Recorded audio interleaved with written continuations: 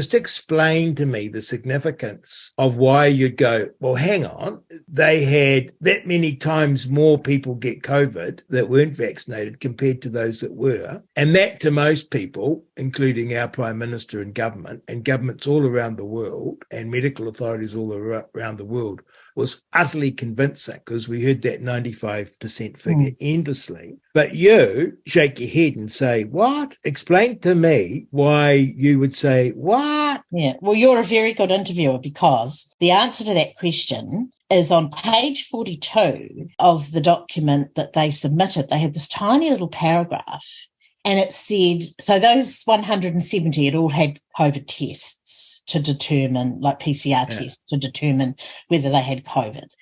So on page 42, they had this tiny little paragraph that said, 3,400 other participants in the study also clinically looked to have symptoms of COVID, but were not tested.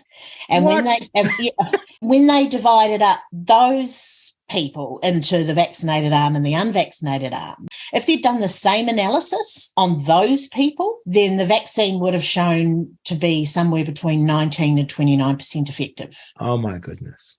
And they needed it to be 50% effective to get emergency use authorization. Just let me get this really clear. The 95% figure was done on a subset of everyone that was in the trial who were tested, and they didn't even test all those in the trial that were sick with COVID-like symptoms. That's what page 42 says. And without explanation for why that was done. Correct. You're sitting there working all this out, reading this, and then you're watching New Zealand authorities and authorities all around the world, because clearly you're across it on the interweb, and you're watching all the politicians say how wonderful it all is, and it's 95% and it's safe and effective. And you're realizing that it's based on spurious analysis. How did that make you feel?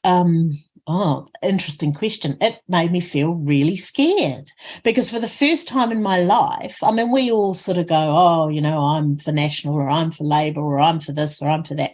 But at the end of the day, you really feel confident in a basic level of government. Yeah.